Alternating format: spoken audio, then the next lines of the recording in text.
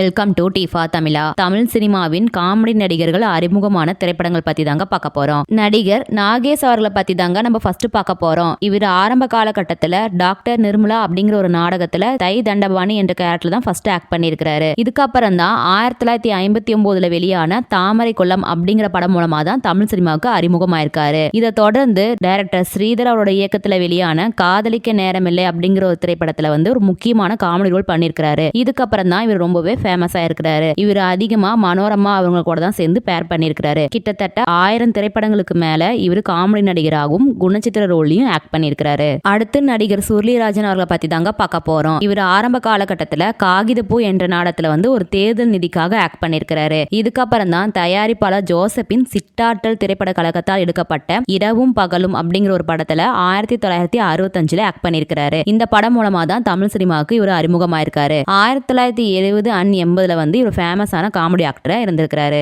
அடுத்து நம்ம பார்க்க போற காமெடி நடிகர் யாருன்னா ஜனகராஜ். இவர் ஆரம்ப காலத்துல மேடை கலைஞராகவும் நாடக கலைஞராகவும் தான் தன்னோட கேரியரை ஸ்டார்ட் பண்ணியிருக்கிறாரு. இதுக்கப்புறம் தான் இயக்குனர் பாரதி ராஜா கிட்ட இவர் உதவியாளராக ஜாயின் பண்ணியிருக்கிறாரு. இதை தொடர்ந்து 1978 வெளியான கிழக்கே போகும் ரயில் படத்துல இயக்குனர் பாரதிராஜா அவர்கள் இவரை ஒரு பிராமணர் கேரக்டர்ல அறிமுகப்படுத்தியிருக்கிறாரு. இந்த படத்துக்கு அப்புறம் தான் இவர் தமிழ் சினிமாவில் நிறையவே நடிக்க ஆரம்பிச்சிருக்கிறாரு. இவரோட சினிமா வாழ்க்கையில கிட்டத்தட்ட 200 படங்களுக்கு மேல ஆக்ட் பண்ணியிருக்கிறாரு. அடுத்து பார்க்க போற காமெடி நடிகர் யாருன்னா கவுண்டமணி. இவரோட ரியல் நேம் சுப்பிரமணிய கருப்பையன். இவரும் ஆரம்ப காலத்துல மேடை நாடகங்கள்ல தான் நடிச்சிட்டு இருந்திருக்கிறாரு. இதுதான் இவர் சினிமாவில் நடிக்கவும் வழிவகுத்திருக்குது. அப்பவே ஸ்டேஜ்ல பர்ஃபார்மன்ஸ் பண்ணும் போது என்ன பேசினாலும் அதுக்கு கவுண்டர் கொடுக்கறது, யார் என்ன பேசினாலும் அதுக்கு எதிராக பேசுறது, இது மாதிரிலாம் பண்ணிட்டு இருந்திருக்கிறாரு. நல்ல கவுண்டர் கொடுக்கிறாரு, கவுண்டர் மணி அப்படின்னு சொல்லியிருக்கிறாரு. அதுதான் நாளடைவில் கவுண்டமணி அப்படிங்கிற மாதிரி ஆயிருச்சு. 1964 வெளியான சர்வர் சுந்தரம் அப்படிங்கிற படத்துல தான் இவர் அறிமுகமாயிருக்கிறாரு. அந்த படத்துல ஒரு சின்ன ரோல் தான் பண்ணியிருந்திருக்கிறாரு. ஆனா 16 வயதிலே படத்துல இருந்து தான் இவரோட கேரக்டர்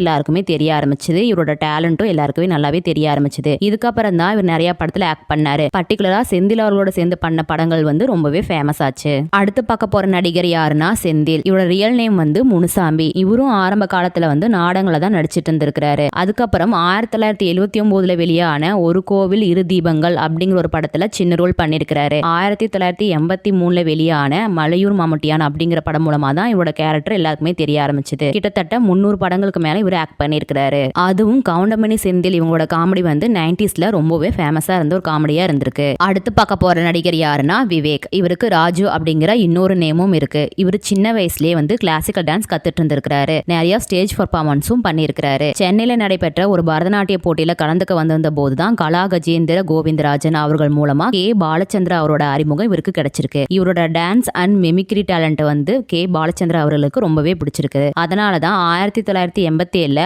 அவரோட டைரக்ஷன்ல வெளியான மனதில் உறுதி வேண்டும் அப்படிங்கிற படத்துல அவருக்கு வாய்ப்பு கொடுத்திருக்காரு. இந்த படம் மூலமா தான் விவேக் அவர்கள் தமிழ் சினிமாவுக்கு அறிமுகம் ஆகியிருக்காரு. அதுவும் தமிழ் சினிமாவில 90s காலகட்டத்துல இவரோட காமெடிகள் இல்லாத திரைப்படங்களே இல்ல அப்படின்னு கூட சொல்லலாம். அடுத்து வைகை புயல் வடிவேலு அவர்களை பத்தி தாங்க பார்க்க போறோம். இவர் 1988 டி ராஜேந்தர் இயக்கத்துல வெளியான என் தங்கை கல்யாணி அப்படிங்கிற படம் மூலமா தான் சினிமா துறைக்கு அறிமுகமாயிருக்கிறாரு. அந்த படத்துல பாத்தீங்கன்னா ஒரு சின்ன ரோல் தான் பண்ணிருக்காரு. இதுக்கப்புறம் 1991 கஸ்தூரிராஜாவின் இயக்கத்துல அண்ட் ராஜ்கிரண் தயாரித்து நடித்த என் ராசாவின் மனசிலே அப்படிங்கிற படத்துல தான் இவரோட காமெடி எல்லாருக்குமே தெரிய ஆரம்பிச்சது. அது மட்டும் இல்லாம அதே படத்துல இவர் போடா போடா புண்ணாக்கு அப்படிங்கிற ஒரு சாங்கும் பண்ணிருக்காரு. இதுக்கப்புறம் தான் இவரோட டேலண்ட் சினிமா துறைக்கு தெரியவே ஆரம்பிச்சிருக்குது. அப்போ இருந்து இப்ப வரைக்கும் ட்ரெண்டிங்ல இருக்கிற ஒரு காமெடி ஆக்டரா இவர் வளம் வந்துட்டு இருக்காரு. அடுத்து பார்க்க போற காமெடி நடிகர் யாருன்னா மயில்சாமி. இவர் 1977 நடிகராக ஆசையில சென்னைக்கு வந்திருக்கிறாரு. அதுக்கப்புறம் தான் தாவணி கலனங்கள் படத்தோட ஷூட்டிங்ல அந்த படத்தோட டைரக்டர் அண்ட் ஆக்டரான கே பாக்கியராஜ் அவர்களை சந்திக்கிற வாய்ப்பு அவர் கிடைச்சிருக்குது. அவர்கிட்ட தன்னோட மிமிக்ரி டேலண்ட்டை காட்டியிருக்கிறாரு. அவரும் அந்த செகண்டே பாத்தீங்கன்னா அந்த படத்துல ஒரு சின்ன ரோல் பண்றதுக்கு வாய்ப்பு கொடுத்திருந்திருக்கிறாரு. இதுதான் இவர் பண்ண ஃபர்ஸ்ட் படம். இதுக்கப்புறம் கன்னிராசி, அபூர்வ சகோதரர்கள் போன்ற ஒரு சில படத்துல சின்ன சின்ன ரோல் பண்ணிட்டு இருந்திருக்கிறாரு. இவர் ரொம்பவே ஃபேமஸ் ஆனது காமெடி டைம் அப்படிங்கிற ஒரு ஷோ மூலமா தான். அதுவும் அந்த ஷோல இவர் வணக்கம் சொல்ற ஸ்டைல் அப்ப ரொம்பவே ஃபேமஸா இருந்தது. அதுக்கப்புறம் விவேக் அவர்களோட சேர்ந்து இவர் பண்ண காமெடி மூலமா தான் ரொம்பவே ஃபேமஸ் ஆக ஆரம்பிச்சாரு. நடிகர் வையாபுரி பத்தி தாங்க அடுத்து பார்க்க போறோம். இவரோட ரியல் நேம் ராமகிருஷ்ணன். 1986 நடிகராக ஆசையில சென்னைக்கு வந்திருக்கிறாரு. தூர்தர்ஷன் தொலைக்காட்சியில தான் இவர் ஃபர்ஸ்ட் ஆக்ட் பண்ணிருக்கிறாரு. அதுக்கப்புறம் 1993 and 94 உடன்பிறப்பு, கருத்தமா போன்ற படங்கள்ல பஸ் கண்டக்டர், பார்பர் போன்ற சின்ன சின்ன ரோல்ல இவர் ஆக்ட் பண்ணிருக்கிறாரு. 1997 டைரக்டர் பாலு மகேந்திரா அவர்களின் காமெடி திரைப்படமான ராமன் அப்துல்லா அப்படிங்கிற படத்துல தான் இவரோட ஃபேஸ் எல்லாருக்குமே தெரிய ஆரம்பிச்சது. அதுக்கப்புறம் தான் 1990 இருந்து 2000 வரைக்கும் இவர் அதிகமான படங்களை ஆக்ட் பண்ணியிருக்கிறாரு. நடிகர் தியாகு பத்தி தாங்க நம்ம அடுத்து பார்க்க போறோம். இவரு வயலின் கலைஞர் கும்பகோணம் ராஜமாணிக்கம் பிள்ளையின் பேரன் தான். இவரு கதாநாயகன் ஆகிற ஆசையில தான் ஃபர்ஸ்ட் தன்னோட கரியரை ஸ்டார்ட் பண்ணிருக்கிறாரு. ஆனா 1980 எண்டிங் அண்ட் 90 ஸ்டார்டிங்ல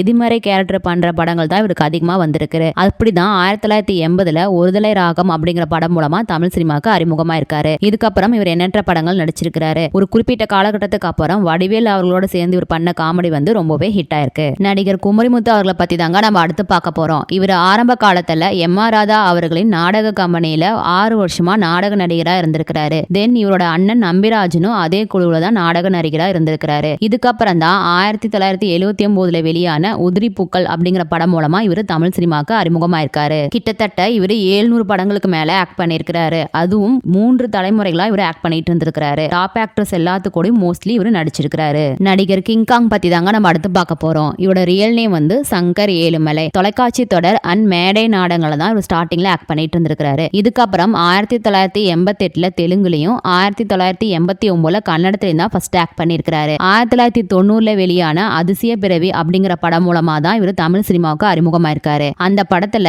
இவர் சூப்பர் ஸ்டார் ரஜினிகாந்த் முன்னாடி ஒரு டான்ஸ் பண்ணிருப்பாரு. அந்த டான்ஸ் பாத்தீங்கன்னா 2000 எண்டிங்ல ரொம்பவே வைரல் ஆச்சு. அதுக்கப்புறம் இவர் வடிவேல் அவர்களோட சேர்ந்து பண்ண காமெடி ரொம்பவே ஃபேமஸ் ஆச்சு. இப்போ பிரசன்ட்லயும் இவர் சினி இண்டஸ்ட்ரியில ஆக்டிவா தான் இருக்கிறாரு. இது வரைக்கும் பார்த்த காமெடி நடிகர்கள்ல உங்களோட ஃபேவரட் காமெடி நடிகர் யாரு அப்படின்னு கீழே மறக்காம கமெண்ட் பண்ணுங்க. தேங்க்யூ.